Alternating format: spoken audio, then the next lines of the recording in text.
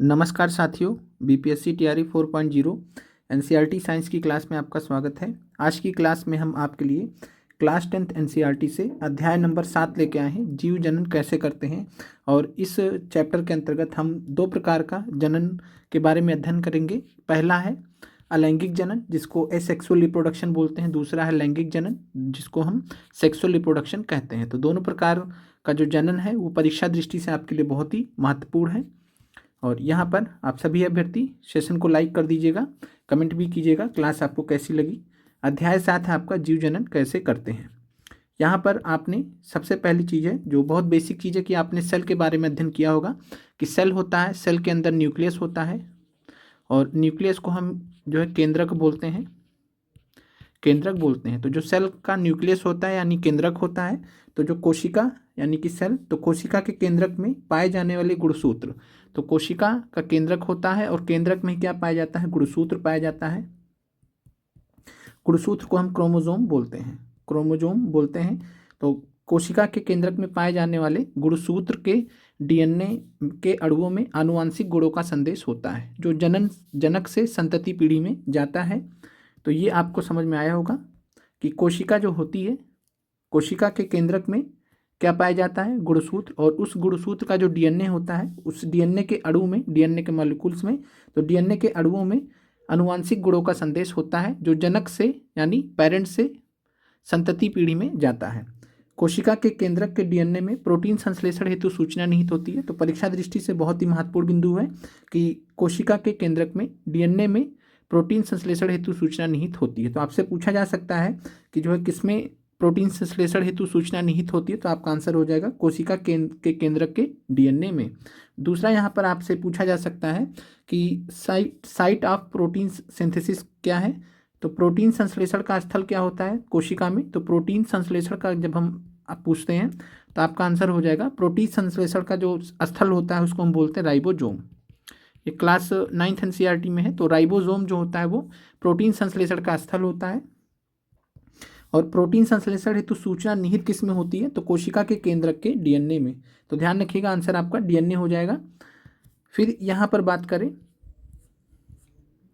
जो क्रोमोसोम्स होते हैं, तो क्रोमोसोम्स की अगर हम बात करें तो जो गुणसूत्र होते हैं यानी कि क्रोमोसोम होते हैं, इनमें डीएनए और प्रोटीन पाया जाता है। डीएनए और प्रोटीन के बने होते हैं। और गुणसूत्र में ही क्या होता है, जीन्स पाया जाता है जो कि basic hereditary unit of life है। तो यहाँ पर जीन्स की बात करते हैं तो हेरिडिटरी यूनिट भी है जीन्स। और यहाँ पर बात करें तो एक सेल में जो है कितने क्रोमोसोम हो सकते हैं, तो 23 पेयर, 23 जोड़े क्रोमोसोम, 23 जोड़े गुणसूत्र होते हैं एक कोशिका में। अतः जनन की मूल घटना डीएनए की प्रतिकृति बनाना है, यानी कि कॉपी, जो मूल घटना होती है जनन में, रिप्रोडक्शन में, उसका मकसद क्या होता है कि डीएनए की प्रतिकृति बनाना, कॉपी बनाना। डीएनए की प्रतिकृति बनाने के लिए कोशिकाएं विभिन्न रासायनिक क्रियाओं का उपयोग करती हैं।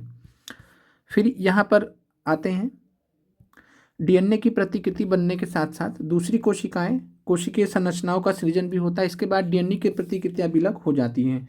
परिणामतः एक कोशिका विभाजित होकर 2 कोशिकाएं बनाती है। अब आते हैं जो जनन का प्रकार है उसको समझते हैं।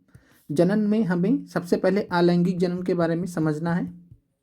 अलैंगिक जनन की बात करें जिसको हम एसेक्सुअल रिप्रोडक्शन कहते हैं। तो एसेक्सुअल रिप्रोडक्शन, अलैंगिक जनन। और अलैंगिक जनन की जब हम बात करते हैं तो अलैंगिक जनन जो पाया जाता है वो एकल जीवों में पाया जाता है। तो एकल जीवों में जो प्रजनन की विधि होती है, modes of reproduction use by single celled organism, तो एक कोशिकीय जीव जो होते हैं उनके द्वारा ये विधि यूज में लाई जाती है सामान्यतः। अब यहाँ पर जो सबसे पहला तरीका यहाँ पर बताया गया आपके एनसीईआरटी में वो है विखंडन। तो अलैंगिक जनन के अंतर्गत पहला जो प्रकार है वो है विखंडन। विखंडन को हम इंग्लिश में फिजन बोलते हैं, फिजन बोलते हैं। और इसमें अगर हम बात करें तो एक कोशिक जीवों में कोशिका विभाजन अथवा विखंडन के द्वारा नए जीवों की उत्पत्ति होती है। तो एक कोशिकीय जीव जो होते हैं उनमें कोशिका विभाजन अथवा विखंडन के द्वारा नए जीवों की उत्पत्ति होती है। और यहाँ पर बात करें अमीबा जैसे जीवों में कोशिका विभाजन किसी भी तल में हो सकता है। तो ये आपको ध्यान रखना है कि अमीबा जैसे जीवों में कोशिका विभाजन किसी भी तल में हो सकता है। तो अमीबा में क्या होता है, तो अमीबा में आपको ध्यान रखना है बाइनरी फिजन होता है। यहाँ पर फिगर के माध्यम से दिया गया बाइनरी फिजन। बाइनरी फिजन को हम द्विखंडन बोलते हैं। Binary fission. और बाइनरी फिजन का मतलब सिंपल यही हुआ कि एक सेल जो है दो सेल में टूटेगा, एक कोशिका दो कोशिका में अलग हो जाएगी। तो यहाँ पर फिगर के माध्यम से बताया भी गया है कि एक जो है मतलब बनने की प्रक्रिया यहाँ पे स्टार्ट होती है, फिर धीरे धीरे डिटैच हो रहे हैं, अलग हो रहे हैं, फिर अलग हो जाते हैं। तो एक से दो बन रहे हैं, तो इसीलिए इसको हम द्विखंडन बोलते हैं। तो एक कोशिकीय जीव में जैसे कि अमीबा है, तो अमीबा में कोशिका विभाजन किसी भी तल में हो सकता है, और अमीबा में क्या होता है, तो द्विखंडन की प्रक्रिया होती है। ये आपको ध्यान रखना है, बाइनरी फिजन होता है। बाइनरी फिजन के माध्यम से कोशिका जो है अमीबा में जनन होता है। फिर बात करते हैं कुछ एक कोशिकीय जीव होते हैं, जैसे कि कालाजार के रोगाणु। तो जो कालाजार के रोगाणु होते हैं जिनको हम लेशमानिया बोलते हैं, तो लेशमानिया ध्यान रखिएगा, कालाजार किसके वजह से होता है, किस रोगाणु की वजह से, तो कालाजार लेशमानिया के रोगाणु की वजह से होता है। ये कोशिका के एक सिरे पर कोड़े के समान सूक्ष्म संरचना होती है। ऐसे जीवों में द्विखंडन एक निर्धारित तल से होता है। तो थोड़ा सा फर्क है लेशमानिया में कि द्विखंडन यहाँ भी होगा, बाइनरी फिजन यहाँ भी होगा, लेकिन एक निर्धारित तल में होगा। फिर जो मलेरिया परजीवी होता है जिसको हम प्लाज्मोडियम बोलते हैं, तो मलेरिया परजीवी जिसको हम प्लाज्मोडियम बोलते हैं, प्लाज्मोडियम जैसे एक कोशिकीय जीव में एक साथ अनेक संतति कोशिकाओं में विभाजित हो जाते हैं, जिसे हम बहुखंडन कहते हैं। तो यहाँ पर बहुखंडन की प्रक्रिया होती है, यानी एक जो सेल रहेगा वो कई सारे सेल्स में टूट जाएगा, अलग हो जाएगा। तो यहाँ पर एक कोशिकीय जीव एक साथ अनेक संतति कोशिकाओं में विभाजित हो जाएंगे, इसी को हम बहुखंडन कहते हैं। दूसरी ओर ईस्ट कोशिका से छोटे मुकुल उभर आते हैं और कोशिका से अलग हो जाते हैं तथा स्वतंत्र रूप में वृद्धि करते हैं। तो जो ईस्ट होता है, ईस्ट के लिए आपको ध्यान रखना है, मुकुल की प्रक्रिया होती है जिसको हम मुकुलन बोलते हैं, बडिंग कहते हैं। तो ईस्ट में बडिंग या मुकुलन की प्रक्रिया होती है। तो ये आपको यहाँ पर क्लियर हो गया होगा कि अमीबा में क्या होता है, द्विखंडन होता है, यानी एक से दो बनेंगे। फिर यहाँ पर बात करें लेशमानिया में भी क्या हो रहा है, द्विखंडन हो रहा है, बाइनरी फिजन हो रहा है, एक से क्या बने, दो बने। फिर इसके बाद प्लाज्मोडियम की बात करें तो प्लाज्मोडियम में क्या होगा, बहुखंडन होगा, मल्टीपल फिजन होगा। तो मलेरिया परजीवी प्लाज्मोडियम में बहुखंडन होता है। और ईस्ट में क्या होता है, तो ईस्ट में मुकुलन होता है, बडिंग जिसको बोलते हैं, तो बडिंग के तरीके से होता है। अब यहाँ पर आते हैं खंडन को समझते हैं कि खंडन क्या होता है। खंडन की बात करें तो खंडन को हम फ्रेगमेंटेशन बोलते हैं, फ्रेगमेंटेशन या खंडन। तो खंडन या फ्रेगमेंटेशन किसमें पाया जाता है, तो खंडन या फ्रेगमेंटेशन के माध्यम से जो जनन की प्रक्रिया होती है वो स्प्रोगाइरा में होती है। स्प्रोगाइरा क्या होता है, तो स्प्रोगाइरा जो है ये एल्गी होता है, शैवाल होता है। स्प्रोगाइरा सामान्यतः विकसित होकर छोटे छोटे टुकड़े में खंडित हो जाता है। ये टुकड़े अथवा खंड वृद्धि कर नए जीव व्यष्टि में विकसित हो जाते हैं। तो कुछ इस प्रकार की स्थिति रहती है, और ये टूट जाएंगे और टूट के अलग हो जाएंगे। तो इस तरीके से यहाँ पर, और स्प्रोगाइरा आपको ध्यान रखना है। फ्रेगमेंटेशन का केस होता है, तालाब वगैरह में आप इस प्रक्रिया को देख सकते हैं।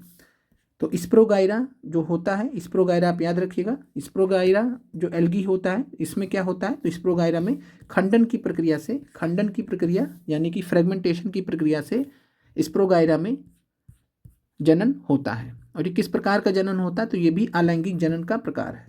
तो अलैंगिक जनन का प्रकार दूसरा हमने पढ़ा खंडन किस में होता है, स्प्रोगाइरा में। फिर यहाँ पर बात करते हैं रीजनरेशन की, जिसको पुनर्जनन बोलते हैं या पुनरुद्भवन बोलते हैं। तो पुनरुद्भवन या पुनर्जनन ये किस में होता है, तो रीजनरेशन इसको बोलते हैं। ये तीसरा प्रकार है अलैंगिक जनन का। तो रीजनरेशन किस में होता है, हाइड्रा और प्लेनेरिया में। तो याद रखना आपको परीक्षा दृष्टि से, ये सभी उदाहरण आपको ध्यान रखने, याद रखने, कोई भी आपसे प्रश्न पूछा जा सकता है। तो रीजनरेशन क्या होता है, पुनर्जनन क्या होता है, तो हाइड्रा तथा प्लेनेरिया सरल प्राणियों को यदि कई टुकड़ों में काट दिया जाए तो प्रत्येक टुकड़ा विकसित होकर पूर्ण जीव का निर्माण कर लेगा। इसी को हम पुनरुद्भवन या रीजनरेशन कहते हैं। विशिष्ट कोशिकाओं द्वारा संपादित होता है। जैसे यहाँ पर फिगर के माध्यम से दिखाया गया है कि प्लेनेरिया का दिखाया गया है, और प्लेनेरिया में ऊपर वाला पार्ट अलग कर दिया गया, बीच वाला अलग कर दिया गया और नीचे वाला। तो तीनों पार्ट जो है एक अलग अलग प्लेनेरिया बना लेंगे। तो यही होता है रीजनरेशन, कि कोई भी बॉडी पार्ट कट गया तो उससे वो फिर से रीजनरेट करके फिर से वापस से जो है एक एक्चुअल जो जीव है उसका निर्माण हो जाता है। तो ये आपको क्लियर हो गया होगा। पुनरुद्भवन या पुनर्जनन किस में होता है, तो हाइड्रा और प्लेनेरिया में। फिर आते हैं मुकुलन पे। तो अगला प्रकार है अलैंगिक जनन का, जिसको हम मुकुलन बोलते हैं, जिसको हम बडिंग बोलते हैं। तो बडिंग हमने देखा था अभी ईस्ट में होता है, ईस्ट में हमने देखा था कि मुकुलन की प्रक्रिया होती है, हाइड्रा में भी होता है। तो हाइड्रा जैसे कुछ प्राणी पुनर्जनन की क्षमता वाली कोशिकाओं का उपयोग मुकुलन के लिए करते हैं। हाइड्रा में कोशिकाओं के नियमित विभाजन के कारण एक स्थान पर उभार विकसित हो जाता है, और उभार जो ये है, ये उभार है, उभार विकसित होकर उभार है, उभार विकसित होकर मुकुल बनेगा, बड बनेगा, और ये फिर मुकुल जो है अलग होकर क्या बन जाएगा, तो मुकुलन की प्रक्रिया से एक नया जीव बन जाएगा। और मुकुलन की प्रक्रिया किस में होती है, तो हाइड्रा में होती है और ईस्ट में होती है। ऊपर हमने देखा ईस्ट में भी होती है और हाइड्रा में होती है। यहाँ से आपको क्लियर हुआ होगा कि जो पुनरुत्थान या पुनर्जनन, तो हाइड्रा में दोनों होते हैं। हाइड्रा में मुकुलन भी होता है, जैसे यहाँ दिया गया, हाइड्रा में पुनरुत्थान या रीजनरेशन भी होता है। फिर आते हैं कायिक प्रवर्धन पर। अगला टाइप है एसेक्सुअल रिप्रोडक्शन का, अलैंगिक जनन का कायिक प्रवर्धन। वेजिटेटिव रिप्रोडक्शन है, तो वेजिटेटिव प्रोपोगेशन जिसको हम बोलते हैं, तो ये जड़, तना और पत्तियां जो होती हैं, तो जड़, तने और पत्तियों के माध्यम से ये हो सकता है, नए पौधे उत्पन्न करते हैं। और एकल पौधे इस क्षमता का उपयोग जनन की विधि के रूप में करते हैं। तो कैसे पौधे, एकल पौधे। परतन, कलम अथवा रोपड़ जैसी कायिक प्रवर्धन की तकनीक कृषि में भी उपयोग करते हैं। तो इसका तरीका क्या है कायिक प्रवर्धन करने का, परतन, कलम या रोपड़। गन्ना, गुलाब और अंगूर इसके उदाहरण है। तो ये आपको ये परीक्षा में पूछा जा सकता है कि कायिक प्रवर्धन निम्नलिखित में से किस जो है में होता है, तो गन्ना हो जाएगा, गुलाब हो जाएगा, अंगूर हो जाएगा। तो गुलाब आपने देखा होगा कि कैसे कलम वगैरह काटा जाता है गुलाब का, तो इस प्रकार से आप उदाहरण याद रख सकते हैं। कायिक प्रवर्धन द्वारा उगाए गए जो पौधे होते हैं उसमें बीज द्वारा उगाए गए पौधों की अपेक्षा पुष्प एवं फल कम समय में लगते हैं। तो जो कायिक प्रवर्धन होता है वो तेजी से होता है, तेजी से पुष्प फल वगैरह आते हैं। और यह जो पद्धति होती है कायिक प्रवर्धन की किसमें जो है यूजफुल होती है, तो केला, संतरा, गुलाब और चमेली, याद कर लीजिएगा, केला, संतरा, गुलाब और चमेली में कायिक प्रवर्धन होता है। और ये इस प्रकार के पौधे हैं जिनमें बीज उत्पन्न करने की क्षमता खो चुके हैं, तो बीज उत्पन्न करने की क्षमता नहीं है, तो इसलिए कायिक प्रवर्धन के माध्यम से इनमें जो है अलैंगिक जनन की प्रक्रिया होती है। फिर यहाँ पर बात करते हैं जो कायिक प्रवर्धन है। कायिक प्रवर्धन होता है ब्रायोफिल्म की पत्तियों में। तो आपसे प्रश्न पूछा जा सकता है कि ब्रायोफिल्म की पत्तियों में कौन सी प्रक्रिया से जो है नए पौधे विकसित होते हैं। तो ब्रायोफाइलम की जो पत्तियां होती हैं, कुछ कलिकाएं विकसित होकर मृदा में गिर जाती है और नए पौधे का निर्माण करती हैं। तो ब्रायोफिल्म की जो पत्तियां हैं या ब्रायोफाइलम की जो पत्तियां हैं कायिक प्रवर्धन का प्रयोग करती हैं। तो कायिक प्रवर्धन के माध्यम से इसमें जनन होता है। फिगर के माध्यम से आप देख सकते हैं, ये कलिका का निर्माण हुआ और फिर नीचे मृदा में गिर गया और नए पौधे का निर्माण हुआ। तो याद रखिएगा ब्रायोफाइलम की पत्तियों के माध्यम से जो जनन होता है वो किसके तरह होता है, कायिक प्रवर्धन के थ्रू। आप कमेंट करके जो है बताइएगा कि आलू में जो पोटैटो होता है, पोटैटो या आलू जो होता है उसमें जो जनन होता है वो किस प्रक्रिया से होता है। ऊतक संवर्धन की बात करें तो टिश्यू कल्चर है। यहाँ पर टिश्यू कल्चर किसके लिए उपयोगी होता है, तो आपको ध्यान रखना है कि ऊतक संवर्धन जो तकनीक होती है किसी एकल पौधे से अनेक पौधे संक्रमण मुक्त परिस्थितियों में उत्पन्न किए जा सकते हैं। तो ऊतक संवर्धन जो तकनीक है टिश्यू कल्चर, इसके माध्यम से किसी एकल पौधे से अनेक संक्रमण मुक्त मतलब जिसमें इन्फेक्शन वगैरह न लगे, तो संक्रमण मुक्त परिस्थितियों में उत्पन्न किए जा सकते हैं। और इस तकनीक का उपयोग हम जनरली करते किस में, तो सजावटी पौधों के संवर्धन में। तो जो सजावटी पौधे होते हैं फूल वगैरह में जो इस्तेमाल होते हैं बुके वगैरह में, वैसे पौधों के लिए हम ऊतक संवर्धन का करते हैं। फिर आते हैं बीजाणु समासंघ। बीजाणु समासंघ की बात करें तो इसको बोलते हैं स्पोर फॉर्मेशन। ये आखिरी तरीका है जो आपका एनसीईआरटी में दिया गया है अलैंगिक जनन का। तो अलैंगिक जनन का ये आखिरी तरीका है, अलैंगिक जनन का आखिरी तरीका है तो स्पोर फॉर्मेशन। और आपसे एक सिंपल प्रश्न ऐसे ही दे दिया जा सकता है कि निम्नलिखित में से कौन सा अलैंगिक जनन का प्रकार नहीं है। तो ऐसे बेसिक से लेकर आपका एडवांस तक कुछ भी सवाल आपसे यहाँ पर पूछा जा सकता है। बीजाणु समासन की बात करें स्पोर फॉर्मेशन, तो स्पोर फॉर्मेशन का उदाहरण आपको क्या याद रखना है, तो राइजोपस रट लीजिएगा, एग्जाम दृष्टि से परीक्षा दृष्टि से बहुत महत्वपूर्ण है। तो बीजाणु समासन स्पोर फॉर्मेशन की प्रक्रिया से किस में होता है, तो राइजोपस में अलैंगिक जनन होता है। और यहाँ पर हम बात करें तो जो रिप्रोडक्टिव पार्ट्स होते हैं ये आपको परीक्षा दृष्टि से याद रखना है कि जो रिप्रोडक्टिव पार्ट्स होते हैं उनको हम क्या बोलते हैं, तो बीजाणुधानी, बीजाणुधानी यानी कि स्पोरेंजिया, स्पोरेंजिया याद रखिएगा, ये रिप्रोडक्टिव पार्ट होते हैं राइजोपस में। तो स्पोरेंजिया, जो यहाँ पे बीजाणु आपको दिख रहा है ये वाला पार्ट है, तो यही है स्पोरेंजिया। बीजाणु धानी बोलते हैं इसको हम। और बीजाणु धानी जो होता है ये राइजोपस में रिप्रोडक्टिव पार्ट होता है, जनन अंग होता है।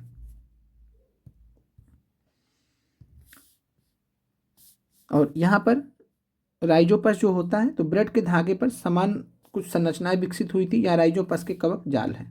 तो ब्रेड का जो मोल्ड होता है, ब्रेड पे जो कवक लगते हैं, उसी का यहाँ पर उदाहरण हम देख रहे हैं। तो जनन के भाग नहीं है, परंतु ऊर्ध्व तंतुओं पर सूक्ष्म गुच्छ गोल संरचनाएं में भाग लेती हैं। ये गुच्छ बीजाणु धानी है, जिनमें विशेष कोशिकाएं अथवा बीजाणु पाए जाते हैं।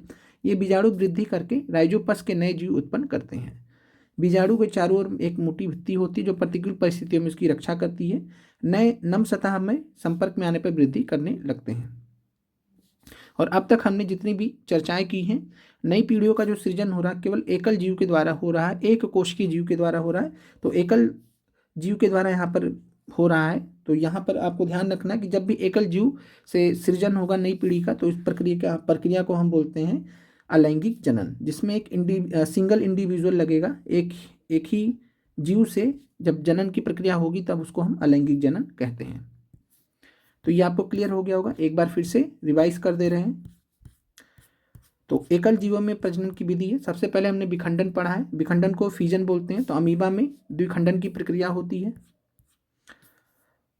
कालाजार में द्विखंडन की प्रक्रिया होती है। मलेरिया का परजीवी है प्लाज्मोडियम, तो प्लाज्मोडियम में बहुखंडन की प्रक्रिया होती है। ईस्ट में क्या होता है, तो मुकुलन होता है। फिर यहाँ पे बात करो खंडन की प्रक्रिया किस में होती है, तो स्पाइरोगायरा में होती है। पुनरुत्थान पुनर्जनन रीजनरेशन की जो प्रक्रिया होती है हाइड्रा और प्लेनेरिया में, हाइड्रा और प्लेनेरिया में होती है। और ये सभी अलैंगिक जनन के प्रकार हैं। फिर मुकुलन पे आते हैं। मुकुलन की बात करें तो जिसको हम बडिंग कहते हैं, तो ईस्ट तो हमने देख ही लिया। तो हाइड्रा और ईस्ट में बडिंग होता है, और हाइड्रा में जो है मुकुलन भी होता है और रीजनरेशन पुनरुत्थान भी होता है। फिर कायिक प्रवर्धन है। कायिक प्रवर्धन का उदाहरण आपने यहाँ पर देखा है कि गन्ना, गुलाब, अंगूर, केला, संतरा, गुलाब, चमेली। ब्रायोफाइलम की पत्तियों में भी कायिक प्रवर्धन के मदद से होता है, नए पौधे विकसित होते हैं। बीजाणु समासन, तो बीजाणु समासन जिसको हम स्पोर फॉर्मेशन बोलते हैं, स्पोर फॉर्मेशन की मदद से राइजोपस में जनन की प्रक्रिया होती है, और इसमें एकल जीव भाग लेते हैं, इस वजह से हम इसको अलैंगिक जनन कहते हैं। अब आते हैं लैंगिक जनन पर। लैंगिक जनन में क्या होता है, तो लैंगिक जनन जैसा कि हम मानवों में होता है, जंतुओं में होता है। तो लैंगिक जनन में दो भिन्न जीवों से प्राप्त डीएनए को समाहित किया जाता है। फिर यहाँ पर हम बात करते हैं जो जनन की प्रक्रिया होती है, इसमें जनन कोशिका होती है दो प्रकार की। यहाँ पर बात करें तो एक को हम नर युग्मक बोलते हैं, जर्म सेल बोलते हैं, और दो प्रकार के जर्म सेल होते हैं जिसको हम, एक को हम मेल जमेट बोलते हैं, मेल जमेट या नर युग्मक बोलते हैं। दूसरा होता है फीमेल जमेट। फीमेल जमेट को क्या बोलते हैं हम, तो मादा युग्मक बोलते हैं। और नर युग्मक और मादा युग्मक का फ्यूजन होता है, और फ्यूजन से मिलकर ही जाइगोट का निर्माण होता है। ये सब आपने बेसिक्स पढ़े होंगे। तो जो जनन कोशिका अपेक्षाकृत बड़ी होती है उसमें भोजन का पर्याप्त भंडार होता है, जबकि दूसरी अपेक्षाकृत छोटी एवं अधिक गतिशील होती है। तो यहाँ पर आपको ध्यान रखना, परीक्षा में आपसे पूछा जा सकता है कि जो अपेक्षाकृत छोटी और अधिक गतिशील जनन कोशिका को हम क्या कहते हैं। तो जो जनन कोशिका गतिशील होती है, मोटाइल होती है, उसको हम नर युग्मक कहते हैं। तो जो नर युग्मक होता है, मेल जमेट होता है, वो कैसा होता है, गतिशील होता है। और जो मादा युग्मक होता है, मादा युग्मक यानी कि फीमेल जमेट जो होता है, उसमें उस जनन कोशिका में क्या होता है, भोजन का भंडार संचित होता है। तो जो फीमेल कोशिका है, फीमेल रिप्रोडक्टिव को सेल है, कोशिका है, उसमें भोजन का भंडार संचित होगा, उसको मादा युग्मक कहेंगे। और पुरुष का जो होगा वो क्या होगा, अधिक गतिशील होगा, तो गतिशील जनन कोशिका को नर युग्मक कहेंगे। अब आते हैं पुष्पी पौधों में लैंगिक जनन की जो प्रक्रिया होती है उसको देख लेते हैं। अब यहाँ पर बात करते हैं पुष्पी पौधों में लैंगिक जनन।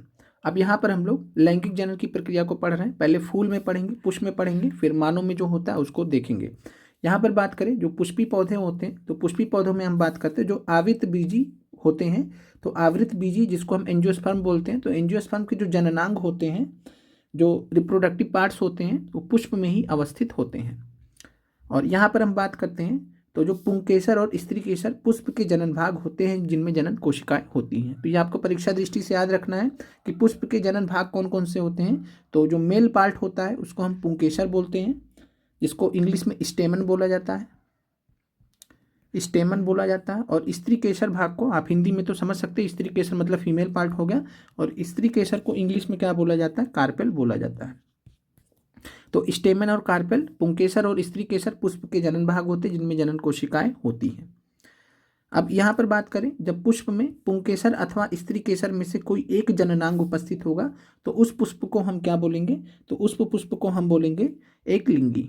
एक लिंगी पुष्प का उदाहरण क्या क्या है, एक लिंगी पुष्प में या तो पुंकेसर होगा या तो स्त्री केसर में से कोई एक होगा, या तो पुंकेसर होगा या स्त्री केसर होगा, कोई एक जननांग उपस्थित होगा। ऐसे पुष्प को हम क्या बोलते हैं, एक लिंगी पुष्प बोलते हैं। इस उदाहरण है पपीता, तरबूज। तो आपसे परीक्षा में पूछा जा सकता है निम्नलिखित में से कौन एक लिंगी पुष्प का उदाहरण है, तो आंसर हो जाएगा पपीता और तरबूज।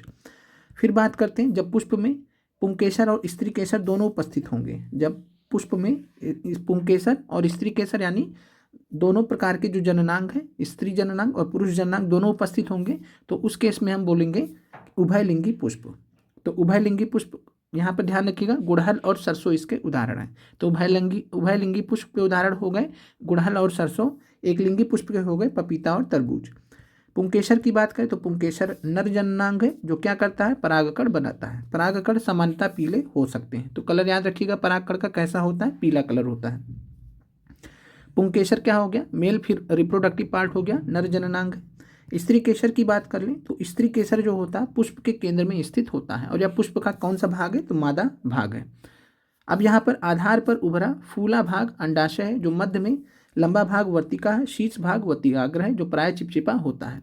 अब यहाँ पर आप देख लीजिए इसको, तो वर्तिकाग्र है, बीच में क्या है, वर्तिका है, और सब जो है यहाँ पर, तो आधार पर हो गया अंडाशय जिसको हम ओवरी बोलते हैं, ओवरी बोलते हैं, अंडाशय या ओवरी। और बीच में क्या पार्ट हो गया, वर्तिका हो गया, और सबसे ऊपर जो पार्ट हो गया वो हो गया वर्तिकाग्र। वर्तिकाग्र को हम स्टिग्मा बोलते हैं, वर्तिकाग्र को। और आपको इंग्लिश नाम भी याद रखना है, आपको कोई ज़रूरी नहीं कि हिंदी नाम ही आपको दिया जाएगा, एग्जामिनर जनरली आपसे इंग्लिश नाम दे देता है। तो इंग्लिश में स्टिग्मा, हिंदी में भी स्टिग्मा लिख दिया जाएगा कुछ इस प्रकार से, तो आपको कन्फ्यूजन ना हो, तो इसलिए आप इंग्लिश नाम जरूर याद रखें। तो वर्तिकाग्र को हम क्या कहते हैं, स्टिग्मा कहते हैं। वर्तिका को क्या कहते हैं, तो वर्तिका को स्टाइल कहते हैं, और अंडाशय को ओवरी कहते हैं। और ये हमारा स्त्री केसर है, स्त्री केसर। और स्त्री केसर जो है फीमेल रिप्रोडक्टिव पार्ट हो गया जिसको कार्पल या पिस्टल कहते हैं। तो ये आपको क्लियर हो गया।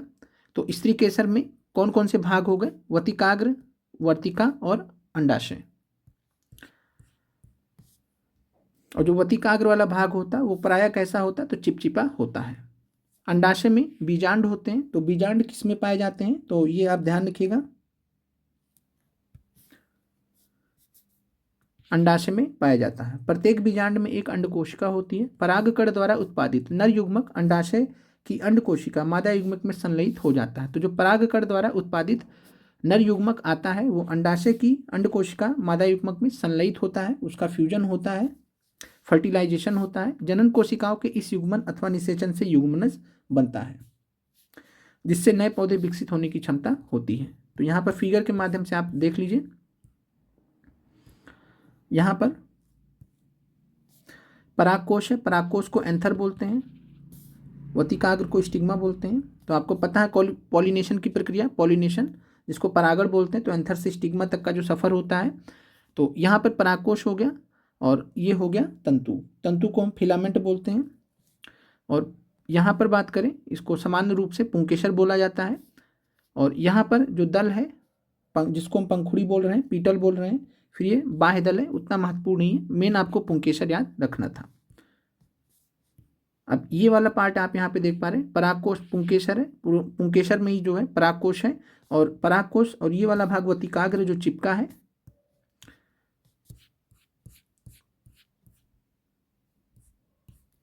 फिर यहाँ पर आगे बढ़ते हैं,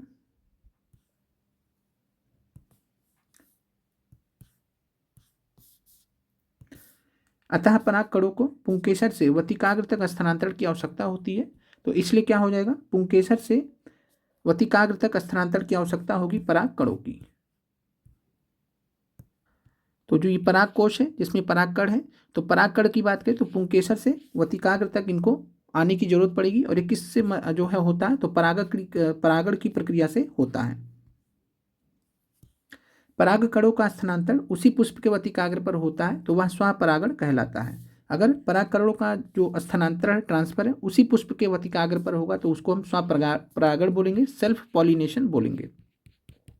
जैसा कि फिगर में आपको यहाँ पे दिखाया गया है कि एक ही पुष्प है, उसी पुष्प के पुंकेसर से जो है उसी पुष्प के जो है वतिकाग्र पे जा रहा है, तो यहाँ पर सेल्फ पॉलिनेशन की प्रक्रिया हो रही है, स्वपरागण की प्रक्रिया हो रही है।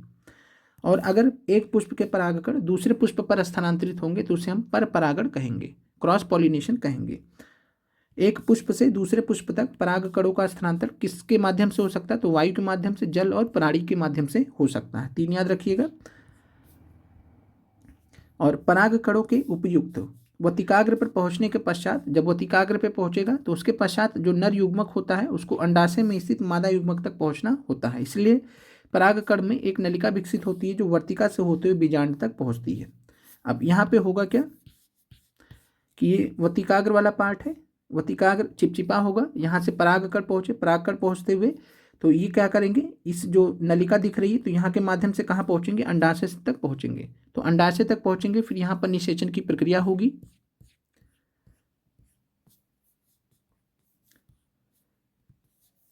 तो परागकण जो है वतिकाग्र पर पहुंचने के पश्चात नर युग्मक रहेगा उसको अंडाशय में स्थित मादा युग्मक तक पहुंचेगा और नलिका के माध्यम से वर्तिकाग्र से होते हुए बीजांड तक पहुंचेगी। निषेचन के पश्चात क्या होगा, युग्मनज में अनेक विभाजन होंगे, बीजांड में भ्रूण विकसित होगा, बीजांड से एक कठोर आवरण विकसित होगा, बीज में परिवर्तित होगा, अंडाशय तीव्रता से वृद्धि करता परिपक्व होकर फल बनता है। तो आपसे परीक्षा में कई बार आपसे प्रश्न पूछा गया है कि जो फल बनता है वो क्या होता है, तो अंडाशय जो होता है, जो अंडाशय जब पकता है तो वही क्या बन जाता है, फल बनता है। तो आप ध्यान रखिएगा परीक्षा दृष्टि से कि जो राइपेंड ओवरी होता है, राइपेंड ओवरी होता है, यही फल बनता है, फ्रूट या फल बनता है। तो राइपेंड ओवरी या पका हुआ अंडाशय, जब अंडाशय पकता है वृद्धि करता है परिपक्व होता है, यानी कि राइपेंड ओवरी या परिपक्व अंडाशय क्या बनाएगा, फल बनेगा। यहाँ पर वर्तिकाग्र पर परागकणों का अंकुरण यहाँ पर दिखाया गया है। परागकण है, परागकण इस माध्यम से यहाँ पहुँचेंगे, फिर यहाँ पे मादा युग्मनज है अंडाशय के अंतर्गत, और इसमें जो है निषेचन की प्रक्रिया होगी। अब आते हैं जो मानव में लैंगिक जनन का कॉन्सेप्ट है उसको देख लेते हैं। यहाँ पर कुछ जो है प्यूबर्टी के टाइम पे कुछ जो परिवर्तन होते हैं उनके बारे में यहाँ पर दिया गया, तो एक बार इसको देख लीजिएगा। बाकी परीक्षा दृष्टि से जो किशोरावस्था की अवधि होती है उसको हम यौनारंभ कहते हैं, प्यूबर्टी वाला पीरियड कहा जाता है, जब ग्रोथ स्टार्ट हो जाता है महिलाओं मतलब मेल और फीमेल दोनों में। और यहाँ पर यौनारंभ की जो अवधि होती है अनेक परिवर्तन होते हैं, जैसे बालों का नवीन पैटर्न वगैरह, इस बात का संकेत होता है कि लैंगिक परिपक्वता आ रही है। अब आते हैं नर जनन तंत्र में। नर जनन तंत्र की बात करें यहाँ पर तो जो मेल रिप्रोडक्टिव सिस्टम है, यहाँ से आपसे जो प्रश्न पूछा जा सकता है तो आपको जो है ध्यान रखना है कि जो जनन कोशिका उत्पादित करने वाले अंग होते हैं एवं जनन कोशिकाओं का निषेचन के स्थान पर पहुंचाने वाले जो अंग होते हैं उन्हीं को संयुक्त रूप से नर जनन तंत्र कहते हैं। तो जो मेल रिप्रोडक्टिव सिस्टम होता है उसके अंतर्गत क्या क्या आते हैं, तो जनन कोशिका उत्पादित करने वाले अंग और जनन कोशिकाओं के निषेचन के स्थान पर पहुंचाने वाले जो अंग होते हैं उन्हीं को हम नर जनन तंत्र कहते हैं। नर जनन कोशिका अथवा शुक्राणु का निर्माण वृषण में होता है। तो जो वृषण होता है जिसको हम टेस्टिस बोलते हैं, तो वृषण में किसका निर्माण होता है, शुक्राणु का निर्माण होता है। और इसका लोकेशन कहाँ पे होता है, तो हमने पिछली क्लास में देखा था, उदर गुहा के बाहर वृषण कोश में होता है। वृषण कोश जिसको हम स्क्रोटम बोलते हैं। इसका कारण यह है कि शुक्राणु उत्पादन के लिए आवश्यक ताप शरीर के ताप से कम होना चाहिए। तो परीक्षा दृष्टि से ध्यान रखिएगा, शुक्राणु उत्पादन के लिए आवश्यक ताप शरीर के ताप से कम होना चाहिए, इसीलिए उदर गुहा के बाहर वृषण कोश में स्थित होता है। ध्यान रखिएगा। तो जो शुक्राणु का निर्माण होता है वो कहाँ पर होता है, वृषण में होता है, और वृषण जो है उदर गुहा के बाहर स्थित होता है। और टेस्टोस्टेरोन हार्मोन के उत्पादन और स्रावण में वृषण की भूमिका होती है। तो टेस्टोस्टेरोन हार्मोन जो होता है वो वृषण सिक्रीट करता है। और शुक्राणु उत्पादन के नियंत्रण के अतिरिक्त जो टेस्टोस्टेरोन होता है वो लड़कों में यौनावस्था के लक्षणों की नियंत्रण भी करता है। तो ये भी आपको ध्यान रखना परीक्षा दृष्टि से। अब यहाँ पर जो उत्पादित शुक्राणु हैं, तो जो शुक्राणु उत्पादित होंगे उनका मोचन शुक्र वाहिकाओं द्वारा होता है। ये शुक्र वाहिकाएं मूत्राशय से आने वाली नली से जुड़कर एक संयुक्त नली बनाती हैं। अतः मूत्र मार्ग शुक्राणुओं एवं मूत्र दोनों के प्रवाह से उभय मार्ग है। प्रोस्टेट तथा शुक्राशय का स्राव शुक्र वाहिका में डालते हैं, जिनमें शुक्राणु एक तरल माध्यम में आ जाते हैं। और साथ में यहाँ पर शुक्राणु सूक्ष्म संरचनाएं होती हैं। इनका मुख्य अनुवांशिक पदार्थ होता है, एक लंबी पूंछ होती है जो इन्हें मादा जनन कोशिका की ओर तैरने में सहायता करती है। अब यहाँ पर जो इम्पॉर्टेंट पार्ट्स हैं मानव के नर जनन तंत्र के, जो मेन पार्ट्स हैं वो आप याद रखिएगा परीक्षा दृष्टि से। मूल नलिका जिसको हम यूरेटर कहते हैं, शुक्रवाहिनी है जिसको हम वास डिफरेंस कहते हैं, वास डिफरेंस कहते हैं, VASDEFERENS। तो वास डिफरेंस हो गया। मूत्र मार्ग हो गया जिसको हम यूरेथ्रा कहते हैं। और ये प्रोस्टेट ग्रंथि हो गई। और यहाँ पर वृषण हो गया। शुक्राणु का निर्माण कहाँ पे होगा? वृषण में होगा। अब आगे बढ़ते हैं, मादा जनन तंत्र में आते हैं। तो मादा जनन तंत्र में जो इंपॉर्टेंट जो पार्ट्स है पहले उसको देख लेते हैं। तो पहला यहाँ पर है अंडवाहिका जिसको हम फैलोपियन ट्यूब बोलते हैं। दूसरा है अंडाशय जिसको हम ओवरी बोलते हैं। और ओवरी से आपको पता है कि जो है एस्ट्रोजन और प्रोजेस्टेरोन जैसे जो हार्मोन होते हैं सिक्रीट होते हैं अंडाशय के द्वारा। फिर यहाँ पर नीचे है गर्भाशय जिसमें मतलब जो भ्रूण होता है वो विकसित होता है जिसको हम यूटेरस कहते हैं। फिर सर्विक्स है जिसको ग्रीवा बोलते हैं। फिर योनि का पार्ट है, वेजाइनल पार्ट है। अब आते हैं तो ये आपको पार्ट्स याद रखने, अंडवाहिका, फैलोपियन ट्यूब, अंडाशय, गर्भाशय, ये आपको याद रखना है परीक्षा दृष्टि से।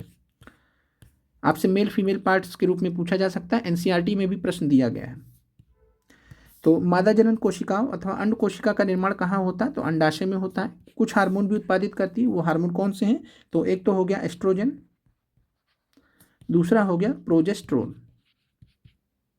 प्रोजेस्टेरोन। लड़की के जन्म के समय ही अंडाशय में हजारों अपरिपक्व अंड होते हैं। यौनारंभ में इनमें कुछ परिपक्व होने लगते हैं। 2 में से एक अंडाशय द्वारा प्रत्येक माह एक अंड परिपक्व होता है। तो यहाँ पर आप फिगर के माध्यम से देख सकते हैं कि अंडाशय इधर भी और यहाँ पर भी। तो 2 में से जो एक अंडाशय होगा, ओवरी होगा, उसमें प्रत्येक माह एक अंड परिपक्व होगा। महीन अंडवाहिका अथवा फैलोपियन ट्यूब द्वारा या अंड कोशिका गर्भाशय तक ले जाए जाते हैं। दोनों अंडवाहिकाएं संयुक्त होकर एक लचीली थैलेनुमा संरचना का निर्माण करती हैं जिसे गर्भाशय कहते हैं। गर्भाशय ग्रीवा द्वारा योनि में खुलता है। फिर यहाँ पर बात करें, जो निषेचित अंडा होगा वो विभाजित होकर कोशिकाओं की गेंद जैसी संरचनाएं भ्रूण बनाता है। भ्रूण गर्भाशय में स्थापित होता है। तो भ्रूण कहाँ बनता है? गर्भाशय में बनता है जिसको हम यूटेरस बोलते हैं।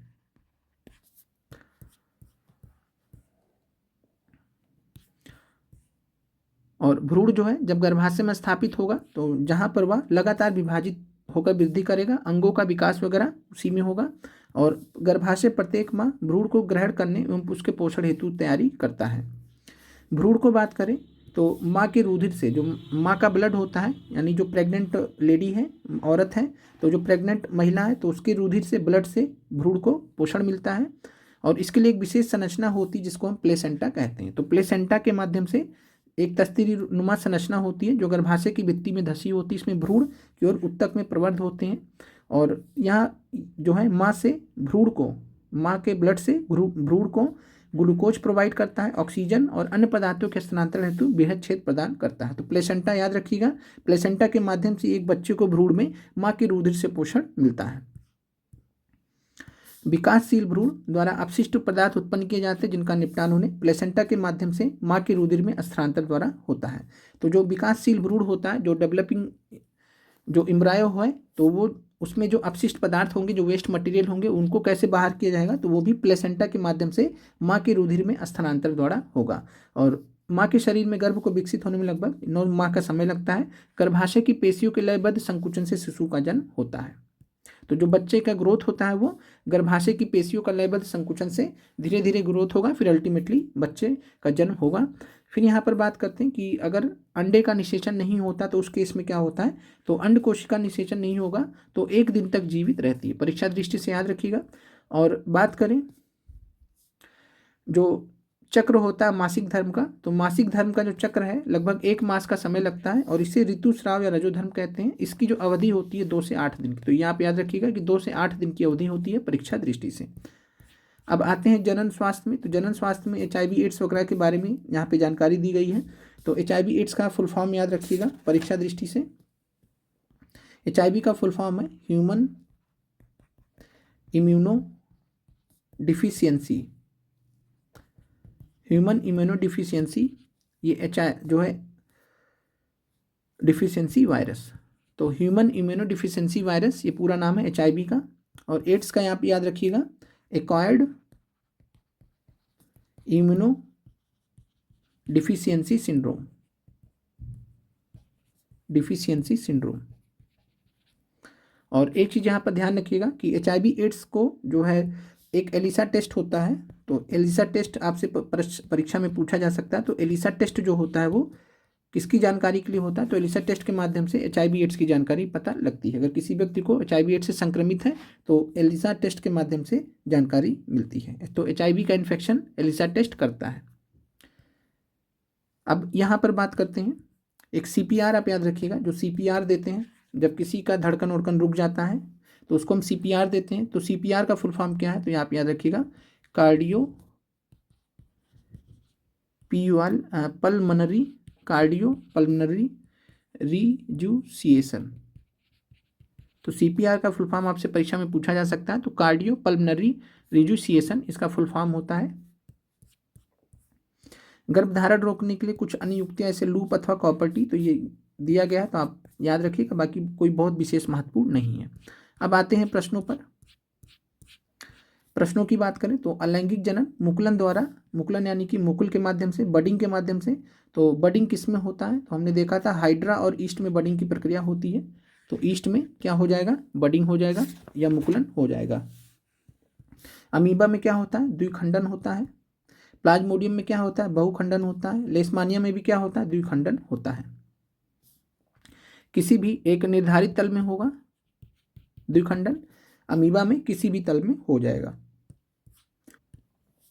अगला प्रश्न है निम्नलिखित में से कौन मानव में मादा जनन तंत्र का भाग नहीं है। तो फीमेल पार्ट कौन सा नहीं है, अंडाशय, गर्भाशय, डिंब वाहिनी। तो यहाँ पर अंडाशय, गर्भाशय और डिंब वाहिनी ये सभी पार्ट हैं किसके, तो ये सभी पार्ट हैं फीमेल मादा जनन तंत्र के। लेकिन जो शुक्रवाहिका है ये पार्ट नहीं है। शुक्रवाहिका को हम क्या बोलते हैं, वास डिफरेंस।